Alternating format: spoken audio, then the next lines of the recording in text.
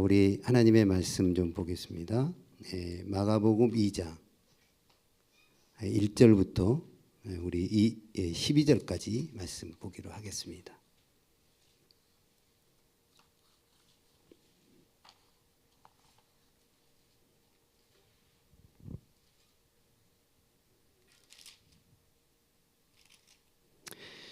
마가복음 2장 1절부터 12절까지 각자 가지고 있는 성경으로 우리 교독을 해보겠습니다. 제가 한 구절 읽고 여러분이 한 구절 읽고 하겠습니다.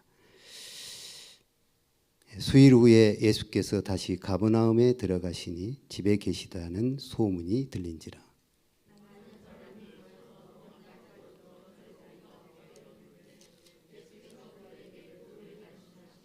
사람들이 한 중풍병자를 네 사람에게 메워 가지고 예수께로 올세.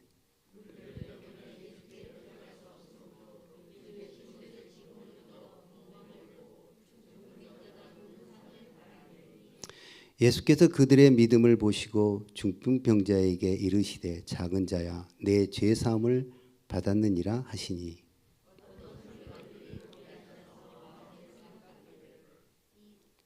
이 사람이 어찌 이렇게 말하는가 신성모독이로다 오직 하나님 한 분 외에는 누가 능히 죄를 사하겠느냐.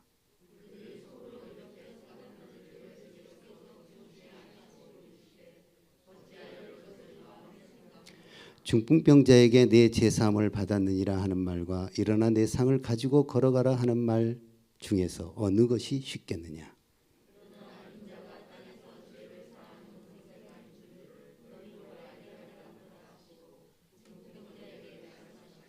내가 내게 이르노니 일어나 내 상을 가지고 집으로 가라 하시니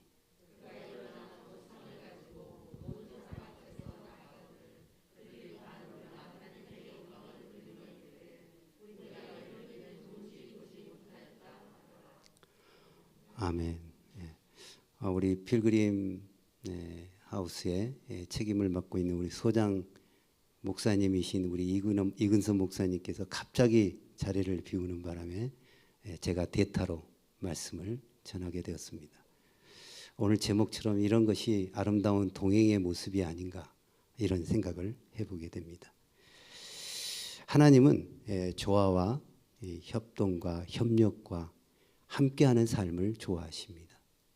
혼자 사는 삶, 독불장군, 이기적인 삶의 형태는 좋아하지 않습니다. 하나님께서 인간을 지으실 때 사회성을 가진 존재로 지으셨습니다. 어렸을 때는 부모와 함께 더불어 살게 하시고 또 성장해서는 부부가 되어 가정을 이끌고 이웃과 더불어 살도록 하나님께서 우리를 그렇게 지으셨습니다. 인생은 동행하는 삶입니다. 혼자 사는 삶이 아니죠. 이것은 동물의 세계에도 또는 물고기 세계에도 철새들의 세계에도 심지어는 이 식물의 세계에도 마찬가지입니다. 함께 더불어 살아가는 삶의 형태는 하나님의 창조의 원리입니다. 여러분 혼자일 때보다도 둘이 있을 때가 강하잖아요. 제가 요즘 많은 일을 할 때 그게 더 많이 느껴지더라고요. 사역을 하면서 옆에 누가 있었으면 참 좋겠는데 이렇게 누가 와서 도와주면 굉장히 힘이 됩니다. 여러분 둘이 있을 때보다 셋이 있을 때가 더 효과를 내게 됩니다. 이것이 함께 더불어 살아가는 이유인 것입니다. 특히 인생은 좋은 동행자들 만나서 함께 살아가는 삶이 복된 삶입니다. 내 인생에 그런 동행자가 있다면 그 사람은 굉장히 행복한 사람인 것입니다. 자, 오늘 본문은 그런 협동의 삶과 동행의 모습을 보여주고 있습니다. 자, 본문을 보면 예수님은 지금 가버나움으로 들어가십니다. 가버나움의 사역이 시작이 되고 있는 것을 보게 됩니다. 이 가버나움은 베드로의 고향입니다. 그동안 예수님은 주로 갈릴리 지역에서 사역을 하셨습니다. 가난한 지역을 선택해서 사역을 하셨던 것입니다. 그곳에 병자들 또 귀신 들린 사람들이 많이 있었기 때문입니다. 자, 예수님께서 지금 가버나움에 가셨는데 많은 사람들이 그곳에 몰려오게 된 것입니다. 왜냐하면 예수님에 대한 소문을 들었기 때문입니다. 예수님이 가버나움에 오시기 전에 많은 병자들, 기적들을 베풀으셨던 것입니다. 귀신 들린 자를 고쳐주셨습니다. 그러니까 사람들은 기대감을 가지고 이 가버나움으로 몰려오게 된 것입니다.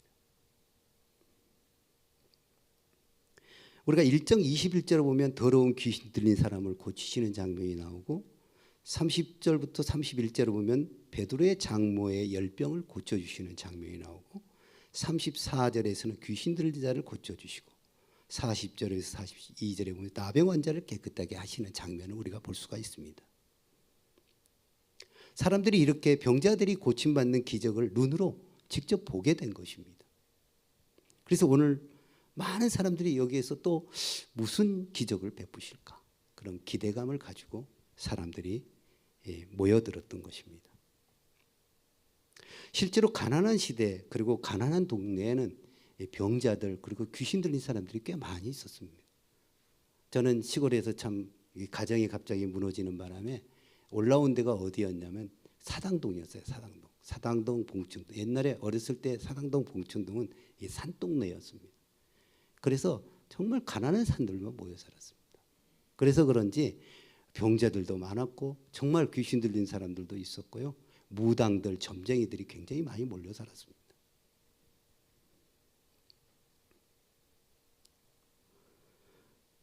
여러분, 부자는 병자들도 적습니다. 부자들은 장수한다는 통계도 나와 있습니다. 여러분, 부자들이 가난한 사람들보다 더 오래 삽니다. 실제로요. 거의 4년 내지 7년을 더 오래 산다고 합니다. 여러분, 강남에 사는 사람들이 강북에 사는 사람들보다 여러분 더 오래 삽니다. 통계적으로. 여러분, 남한에 있는 사람이 북한에 있는 사람들보다도 약 10년 이상을 더 오래 산다고 합니다. 그런데 이 부자들이 선한 일을 많이 하잖아요. 그러면 선한 일을 많이 하는 사람들일수록 더 장수한다는 통계가 나와 있습니다. 선한 일을 많이 하죠. 이 부자들이 장수하는 이유가 4가지가 있는데요. 하나는 선천적 장수설입니다. 부잣집 아이는 태어날 때부터 건강하게 태어나니까 장수하게 된다는 거예요. 외부 지원설도 있는데 돈이 많으니까 좋은 것만 먹어서 건강하고 장수한다는 거예요. 그리고 죽음 한거설인데 부자는 돈이 많으니까 그 많은 재산을 두고 죽기가 억울해서 끝까지 버티다 보니까 오래 산다는 거예요. 그래서 죽어가는 사람이요, 외국에 사는 아들이 오기까지 끝까지 버티는 것을 보면 알 수가 있습니다.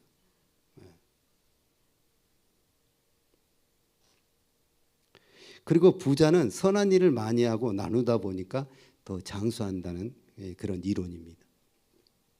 실제로 미국에서 암에 걸려 치료 중인 어느 부자가 이제 죽게 이제 얼마 남지 않았는데 목사님이 오셔서 죽기 전에 죽어가는 사람들을 위해서 좀 봉사도 하고 나누는 일을 하라고 권면을 해줬습니다. 그랬더니 이분이 그 목사님의 말씀을 주님의 말씀으로 듣고 열심히 봉사하고 나누는 일을 했다는 거예요.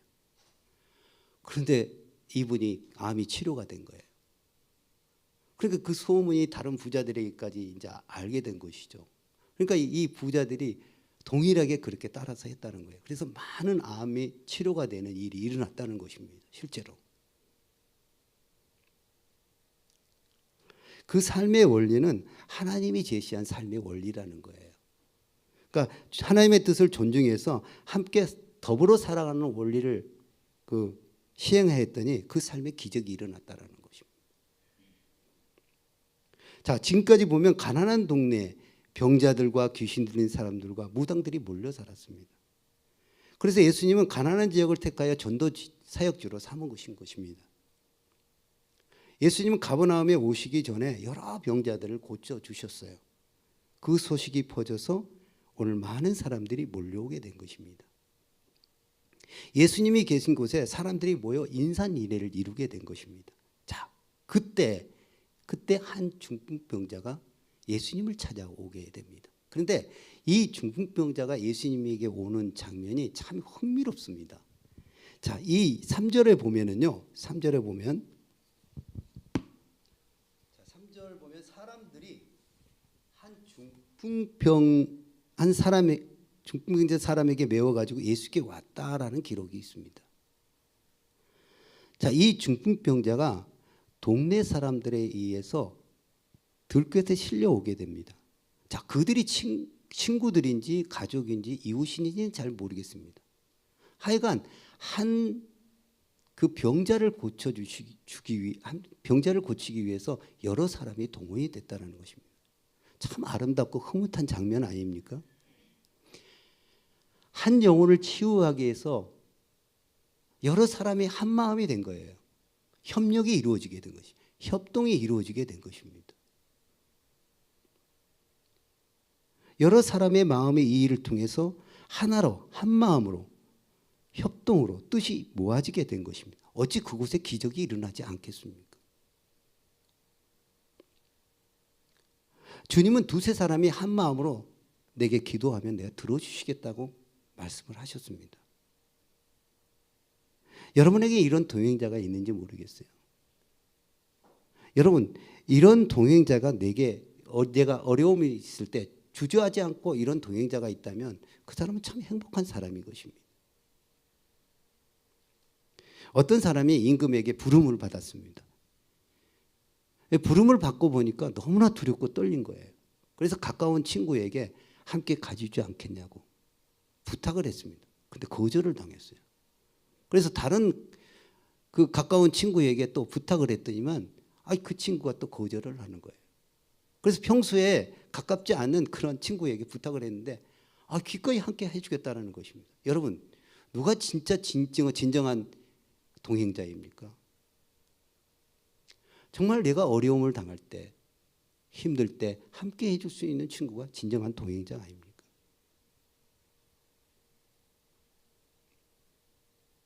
여러분, 우리 주변에 이런 동행자가 있어야 합니다. 그리고 내가 누군가의 동행자가 되어 주어야 하는 것입니다. 그것이 주님의 뜻을 이루는 건강한 삶의 모습이고 그것이 건강한 이웃이 되어주는 일인 것입니다. 나는 여기에 교회들이 다 다르잖아요. 그렇죠? 몸을 이루고 있는 공동체가 다 다를 것입니다. 나는 여러분이 다니는 그 교회에 이런 동행자가 많이 있었으면 참 좋겠습니다. 그러니까 한 영혼을 구원하는 일에 모든 교우들이 이렇게 함께 해주었으면 좋겠어요. 난 모른다 이렇게 하지 않고 관심을 가지고 한 영혼을 치유하는데 모든 교우들이 일어났으면 참 좋겠습니다. 어느 공동체에 속해 있든지 그런 모습들이 참 많이 일어났으면 참 좋겠어요. 우리 여기 필그림 하우스의 한 공동체, 우리 몸을 이루고 있는 우리들도 좀 그러한 정신이 좀 있었으면 좋겠어요. 이게 내 일만이 아니라 그 사람이 어떤 필요가 있을까? 그 사람은 어떤 힘든 힘이 있을까? 좀 상대방을 좀 생각해 보는 그러한 생각과 그런 마음을 가지고 우리가 함께 동참하는 그런 자세는 참 아름다운 공동체를 이루는 일이 아닐까요? 그때 놀라운 기적들이 일어나게 되는 것입니다.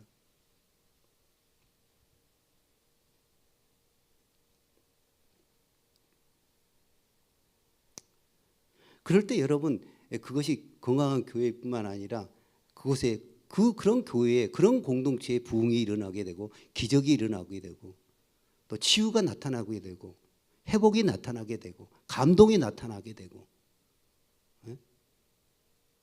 그렇게 되는 것입니다. 그것이 주님이 원하시는 아름다운 공동체의 모습인 것이죠. 사람들이 중풍병자를 메고 예수께로 왔습니다. 이 사람들은 예수께 가기만 하면 중풍병자를 고칠 수 있다는 믿음을 가지고 왔을 것입니다. 그런데 곧바로 안타까운 장면이 나타나게 됩니다. 여기 2절에 보면 사람들이 많이 모여 문 앞까지도 들어설 자리가 없다라고 기록되어 있습니다. 그러니까 예수님께 접근이 불가능하게 된 것이죠. 그러니까 성경에 표현은 없지만은 여러분 이 중풍병자보다 더한 병자들도 그곳에 와 있었겠죠. 그렇지 않겠습니까? 여러분 이것이 현실이에요. 현실은 여러분 언제나 녹록하지 않습니다. 현실은 언제나 우리를 좋게 쉽게 만들지 않아요. 편하게 만들지 않습니다. 현실은 우리를 실망하게 하고 좌절하게 만들고 절망하게 만들어요. 낙심하게 만듭니다. 그런데 성경을 보면요, 기적이 일어나는 곳에 한결같은 형편이나 사정이 좋은 것이 아니었다라는 것입니다. 성경에 보면 아니 불가능한 곳이에요. 그럼 불가능한 가운데서 기적이 일어난다는 것입니다. 홍해가 갈라지고 반석에서 물이 나오고 하늘에서 만나가 내려오고 그런 불가능한 상황 가운데서 이런 하나님의 놀라운 기적들이 일어나게 된다는 것이죠. 여러분 예수님이 부활하셨습니다. 얼마나 반갑고 환희적입니까? 근데 제자들의 입장에서는 환희가 적었어요. 왜냐하면 그들에게 닥친 현실 때문에 그렇습니다. 그들이 처한 현실은 잘못하면 예수님처럼 십자가에 못 박혀 죽을 그런 두려움이 있는 염려가 있는 그런 상황이었거든요. 그러니까 자꾸만 그들이 숨으려고 했던 거예요.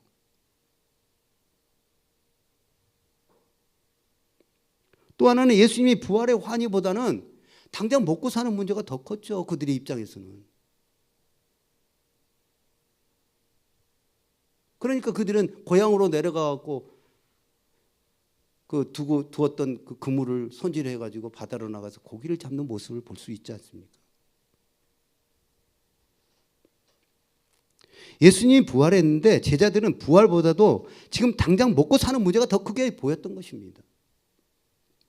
이것이 현실이라는 것이죠. 여기 중풍병자가 동네 사람들을 동원하여 여기까지 왔습니다. 예수께 가기만 하면 고칠 줄로 믿었어요. 뜻은 아주 좋았죠. 그런데 가보니까 현실은 녹록하지 않는 거예요. 벽이 너무나 두껍고 컸던 것입니다. 그럼 어떻게 해야 됩니까? 이들이 어떻게 해야 될까요?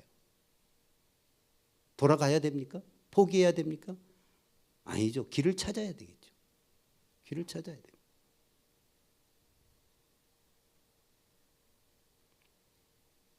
만약 그들이 그냥 돌아갔다면 그것으로 끝이에요. 아무 일도 일어나지 않습니다. 여러분 나아만 장군이 그 엘리사를 찾아가잖아요.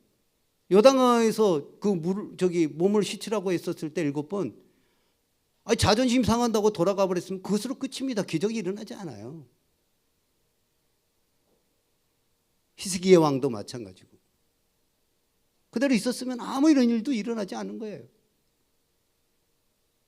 생명이 연장될 수가 없는 것입니다.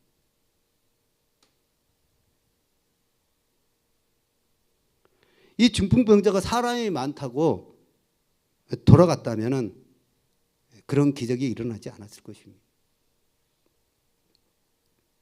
그때 여기 이 중풍병자를 메고 온 사람들은 그 지점에서 한결같은 지혜를 발휘했습니다.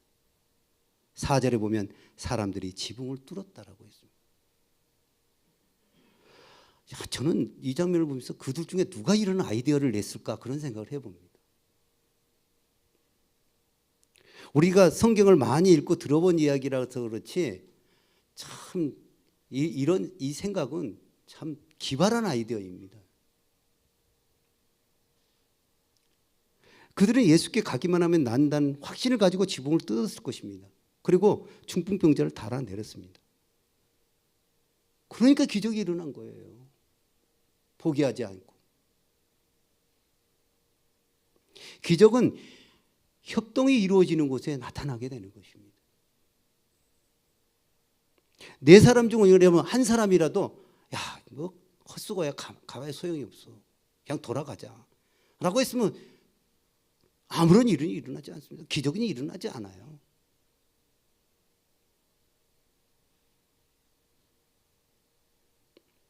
그들은 한 마음으로 협동하여 예수께 가기 위해서 지붕을 뚫고 병자를 달아 내렸던 것입니다. 그러니까 그곳에 기적이 일어난 거예요. 저는 오늘날 교회들이 너무 말이 많은 것 같아요. 이론이 너무 많습니다. 이론이 많다 보니까 얼굴 붉히는 일이 많이 있습니다. 여러분 싸우는 곳에 가보십시오. 교회 막 싸우잖아요. 싸우는 데 가보면요, 본질은 없고요, 부수적인 것 때문에 막 싸워요. 이를테면 뭐 절차나 형식이라 뭐 이런 거 있지 않습니까? 그런 것 때문에 갈등하는 거예요. 본질은 없어요. 이것은 교회들이나 가정이나 나라도 마찬가지입니다. 그러니까 기적이 일어나지 않는 거예요. 자, 이 본문을 보면 이 네 사람이 지붕을 뚫는 일에 집중하고 있습니다.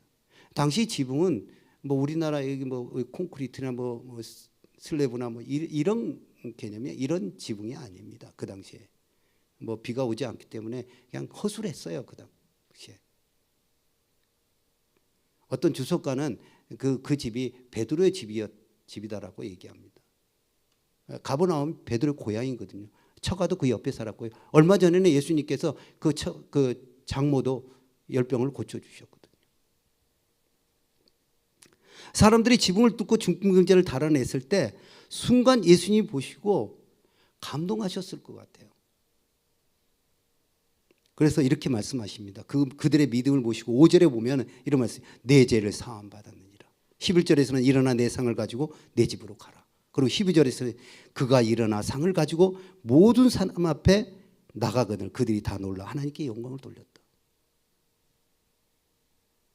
이 중풍병자는 참 복이 있는 사람이에요. 좋은 이웃을 두었습니다. 오늘날 이런 이웃이 없어요. 여러분, 장애인 시설이 동네에 들어오잖아요. 그럼 생명을 걸고 반대해요. 우리 동네는 안 그럴 것 같죠? 아니에요. 집값 떨어진다고. 참 인심이 고약한 시대에 우리는 살고 있습니다.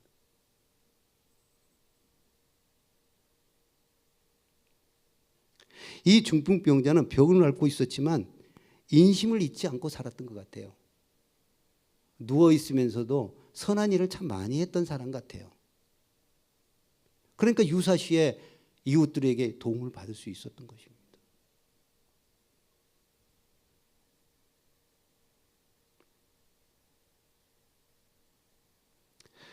또 이 중풍병자는 방향을 잘 잡았어요. 오늘 본문의 키는 어디에 있냐면요, 3절에 있어요. 3절 하반절에 보면 예수께로 올세입니다. 이 중풍병자와 네 사람은 다른 곳으로 가지 않고 어디로 갔냐면 예수께로 갔다는 게 굉장히 중요합니다. 예수께로 갔다는 거예요. 여러분, 그들이 아무리 뜻을 맞고 협력하고 뭐 동행을 하였다고 해도 여러분 다른 데로 가면 아무 소용이 없는 거예요. 아무런 일도 일어나지 않습니다.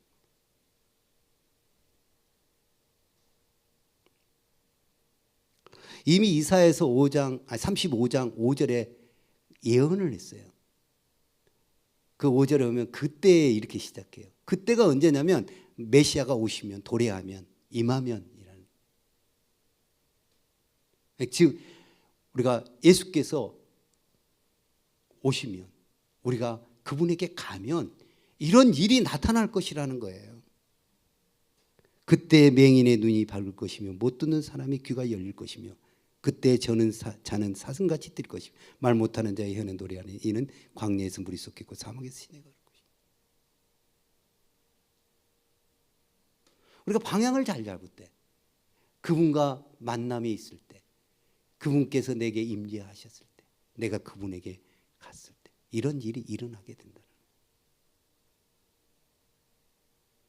여기서 세 가지 메시지가 주어집니다. 하나는 세상에 귀한 것일수록 그 과정이 어렵다는 거예요. 여러분, 금은 캐기가 어렵습니다. 그러니까 금인 거예요. 오늘날은 너무 쉽게 간단한 게 무엇인가를 얻으려고 하는 시대입니다. 그래서 편법이나 지름길이나 속성이 만들어지게 된 거예요.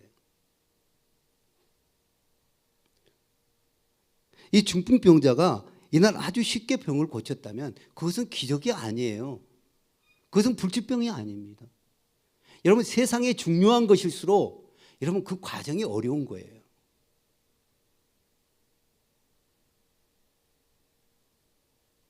그래서 우리는 그것을 기적이라 이렇게 부르는 것입니다. 두 번째는 모든 일에는 시험이 동반한다는 거예요. 호사다마라고 했습니다. 여기 중풍병자가 고침을 받았는데 모든 사람이 다 축하하고 박수를 쳐준 게 아니에요. 여기에 보면은 누가는 서기관들이 나오잖아요. 서기관은 그 시대 기득권자들이거든요. 그런데 이 중풍병자가 이 나음을 받은 것에 대해서 별로 관심이 없어요. 눈에 들어오지 않습니다. 그러니까 예수를 향해서 뭐라 그러냐면 7절에서 저가 어찌 죄를 사할 수 있느냐. 죄를 사하는 것은 오직 하나님만 아시는 것이 아니냐. 이것은 신성모독이 아니냐. 이렇게 시비를 걸고 있는 것을 보게 됩니다. 여기 중풍병자가 오랜만에 고침을 받고 들것을 메고 왔을 때 사람들은 놀라고 하나님께 영광을 돌리고 있는 거예요. 그런데 서기관들은 그게 눈에 들어오지 않는 거예요. 그러니까 시비를 거는 것입니다.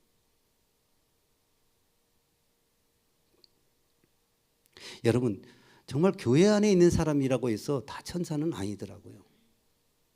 교회 안에 있는 사람이라고 다 하나님께 영광을 돌리는 것은 아니더라고요. 오히려 그 교회 몸된 공동체를 자꾸 흠집을 내려고 하는 사람들이 있어요. 참 고약한 사람이에요. 그리고 공동체를 깨트리는 사람들도 있습니다. 오늘날 얼마나 많은지 몰라요. 오늘날 얼마나 교회들이 어렵습니까? 저는 오랫동안 교회를 했었어요. 참 고약한 사람들이 있더라고요. 그러나 그분들을 위해서 기도를 참 많이 했어요.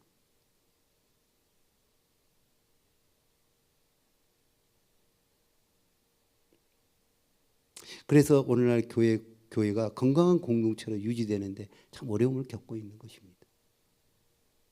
세 번째는 협동과 아름다운 동행입니다. 오늘의 기적의 원인은 협동 때문입니다. 예수님은 그날 감동을 받으셨습니다. 병자를 들것에 들고 온 네 사람의 동행의 모습에서 예수님은 감동하신 것입니다.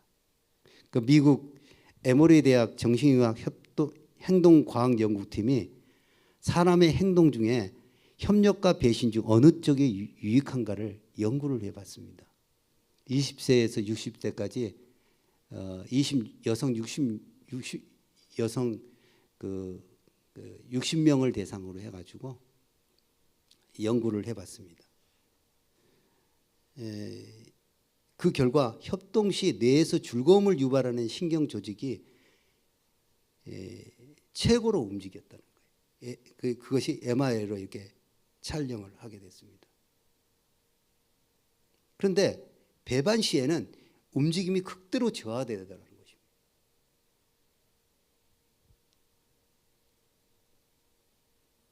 미국 워싱턴은 1993년도에 한 해 동안 454명이 살해되는 살인극이 벌어진 적이 있었습니다. 실제로. 그래서 미국 워싱턴을 뭐 살인 도시다 뭐 이렇게 말하기도 했었습니다. 그때 뜻 있는 신앙인들 6천 명이 그 도시를 위해서 감찰 필요 인물들 명단을 입수해 가지고 매주 같은 시간에 중보 기도를 드렸다는 거예요. 그리고 6년 후에 범죄율이 그리고 폭력률이 60%나 저하됐다는 것입니다. 그러니까 강도가 70%, 강간이 40%가 저하됐다는. 이런 게 기적 아닙니까? 자, 하나님은 우리에게 요구하시는 것이 있습니다. 그것은 우리가 전도하다가 막 순교하고 피 흘리고 그러는 것이 아니에요. 화합하고 중보하고 협동하고 함께하는 삶입니다. 동행하는 삶입니다. 이것이 이 세상을 치유하고 회복시키는 요소인 것입니다. 여기에 중풍병자가 치유를 받았습니다. 그 원인은 그에게 협력자가 있었기 때문입니다. 자, 본인의 마음가짐도 간절했겠죠. 거기에다가 이 함께하는 사람들이 있었기 때문에 더 큰 힘을 발휘할 수 있었던 것입니다. 그 모습에 예수님이 감격을 하셨습니다. 그래서 말씀하시기를 내 제사함을 받았니라. 들 것을 들고 걸어가라 하시니 병자가 걸어가며 많은 사람들이 두려워하며 하나님께 영광을 돌렸다라고 하였습니다. 저는 여러분들이 이 아름다운 동행의 역할을 할 수 있기를 바랍니다. 그리고 여러분에게 이런 기적들이 나타날 수 있기를 바랍니다. 그리고 여러분 때문에 주님께서 감동을 받으셨으면 참 좋겠습니다. 그럴 때 우리에게 놀라운 기적들이 일어나게 될 줄로 믿습니다. 할렐루야. 예. 자, 우리 함께 일어나서 우리 찬양 한번 드리겠습니다.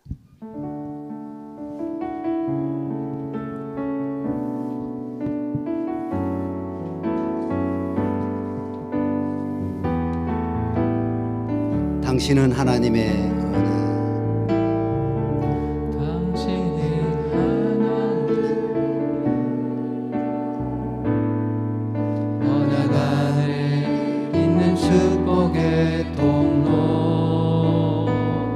당신을 통하여서 열방이 주께 돌아오게 되리. 당신은 하나님의 언약 안에 있는 축복의 통로, 언약 안에 있는 축복의 통로. 당신을 통하여서 열방이 주께 예배하게 되리. 당신은 하나님의 언약, 당신은 하나님의 언약 안에 있는 축복의 통로, 언약 안에 있는 축복의 통로. 당신을 통하여서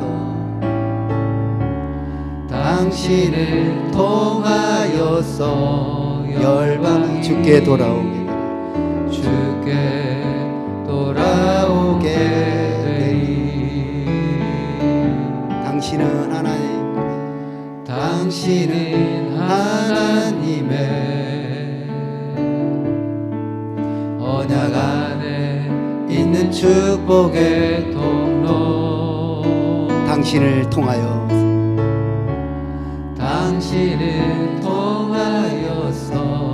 열방이 주께 예배하게 되리.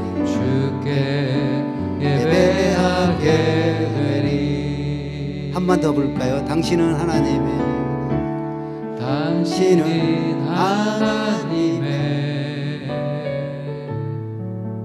언약 안에 있는 축복의 통로. 당신을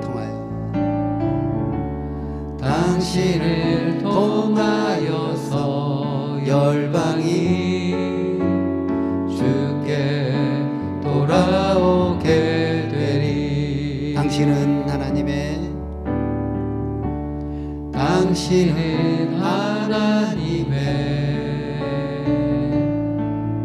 언약 안에 있는 축복의 통로. 당신을 통하여서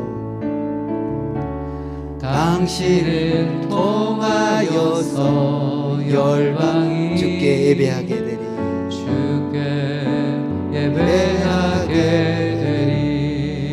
우리 다 함께 우리 조용히 이렇게 함께 한번 기도 한번 드리겠습니다. 우리들도 중풍병자를 들것에 매겨온 사람들처럼 이런 동행자들이 있어야 합니다. 무엇보다도 내가 그런 동행자가 되어야 합니다. 그럴 때 치유가 일어나고 회복이 나타나고 감동이 있고 기적이 일어나는 것입니다. 그것이 주님이 원하시는 교회의 모습이 아닌가 생각해 봅니다. 기도할 때 주님, 특별히 내가 속한 가정과 교회와 직장 가운데 이런 아름다운 동행의 역사가 있게 하여 주옵소서. 우리 하나님께 통성으로 기도하겠습니다. 기도합시다. 하나님 아버지, 그렇습니다. 참으로 하나님, 정말 우리가 이기적인 삶을 살지 않도록 도와주시고, 하나님 나만 아버지 안에 잘 살고 잘 먹고 살아가는 그런 삶이 되지 않도록 도와주옵소서. 우리 주변에 우리가 도와야 될 사람들이 있는지를 보게 하여 주옵소서. 아버지 하나님, 그런 눈을 우리에게 허락하여 주시옵소서. 아버지 하나님, 우리에게 그런 긍휼한 마음과 불쌍히 여기는 마음들이 우리들의 가운데 일어나게 하여 주옵소서. 하나님, 우리가 아버지 하나님 눈을 열게 도와주시고 우리의 마음을 열게 하여 주옵소서. 아버지 하나님, 우리의 주변을 살필 수 있는 마음 주시옵소서. 아버지 하나님, 우리 공동체를 일으켜 세워주시고 우리가 함께 손을 잡고 걸어가는 우리들이 되게 하여 주옵소서. 하나님, 우리가 그러한 풍성한 마음, 아버지 하나님 주님께 주시는 그런 마음들을 우리에게 허락하여 주옵소서. 우리에게도 기적이 일어나게 하여 주옵소서. 우리에게 그런 따뜻한 마음과 엄청 풍성한 마음들이 있게 하여 주옵소서. 넉넉한 마음들이 일어나게 하여 주옵소서. 하나님, 우리 필그림 하우스가 그렇게 되게 도와주시고, 아버지 하나님, 우리에게 이곳에 각자 있는 온 영혼들 가정과 교회 가운데도 그런 일들이 일어나게 하여 주옵소서. 하나님, 우리가 하나님의 기적들을 보기를 원합니다. 우리가 하나님의 기적을 보고 살아가게 도와주십시오. 우리에게 그러한 열망과 열정과 능력들이 나타나게 하여 주옵소서. 아무리 세상이 거꾸로 돌아간다 하더라도 아버지 하나님, 우리가 생명이 있는 자들로서 그 역할을 감당하게 하여 주옵소서. 주님, 역사해 주옵소서. 우리에게 그러한 은혜를 허락하여 주옵소서. 아버지 하나님, 축복하여 주시옵소서. 또 한 가지, 기도할 때 중풍병자와 동행자들은 예수님께로 갔을 때 많은 사람들이 몰려와 예수님께 갈 수가 없었습니다. 그러나 그들은 포기하지 않고 지붕을 뚫고 병자를 달아내렸듯이, 주님, 우리의 신앙도 우리 앞에 닥친 장애물 앞에 포기하지 아니하고 믿음으로 기도하며 나아가게 하여 주옵소서. 기도하겠습니다. 통성으로 기도하겠습니다. 하나님 아버지, 우리에게 닥친 장애물이 무엇입니까? 아버지 하나님, 우리가 믿음으로 바라보게 도와주십시오. 불가능을 아버지 하나님, 정말 아버지 응답할 수 있는 하나님을 우리가 바라보게 도와주십시오. 가능하게 하시는 하나님을 바라보게 도와주십시오. 우리가 하나님을 말로만 아버지 이론으로만 우리가 하나님을 믿지 않도록 도와주시고, 하나님 불가능은 또 가능하게 하시는 하나님을 믿게 하여 주옵소서. 우리에게 닥친 어려움들, 문제들, 우리 가정의 문제들, 우리 공동체의 문제들 끌어안고 기도하게 하여 주옵소서. 우리가 뒤로 물러나지 않도록 도와주시고 앞을 향해서 전진하는 우리의 믿음이 되게 하여 주시옵소서. 주님, 우리를 그렇게 사용해 주시고 역사해 주옵소서. 우리의 공동체를 그렇게 이끌어가여 주시옵소서. 나를 그렇게 사용하여 주시고 역사해 주시옵소서. 아버지 하나님, 축복하여 주옵소서. 하나님의 능력이 나타나게 하여 주옵소서. 은혜를 베풀어 주시옵소서. 하나님, 살아계신 하나님을 우리가 맛보며 살아가게 하여 주시옵소서. 주여, 축복하여 주시옵소서. 은혜를 베풀어 주시옵소서. 하나님, 인도하여 주시옵소서. 아버지 하나님, 은혜를 감사드립니다. 참으로 죄 많고 부족함이 많은 저희들임에도 불구하고 외면하지 않으시고 끊임없이 저희와 동행해 주신 은혜에 감사를 드립니다. 저희들도 주님의 그 한결같은 모습을 본받아 주변 사람들과 아름다운 동행자의 역할을 할 수 있도록 은혜를 허락하여 주옵소서. 무엇보다도 우리가 예상하지 못했던 난관을 만날 때 당황하거나 좌절하거나 절망한 것이 아니라 믿음을 가지고 포기하지 않고 문제를 뚫을 수 있는 은혜를 허락하여 주옵소서. 특별히 우리의 영육을 치유하는 손길이 육신의 어려움 가운데 있는 분들을 치유하여 주시고 상한 마음을 가진 자를 회복시켜 주시옵소서. 그리고 우리의 자녀들과 가정과 직장을 지켜주시고 오늘도 복음을 전하시는 해외 선교사님들과 또 그곳에 사는 하인들을 축복하여 주시옵소서. 감사드리며 예수님의 이름으로 기도드립니다. 이제 다 같이 앉으셔서 이제 각자 조용히 기도하신 후에 숙소 등에 돌아가서 주무시기를 바랍니다. 우리 하나님께 기도하겠습니다. 불을 꺼주시고 우리 기도하겠습니다.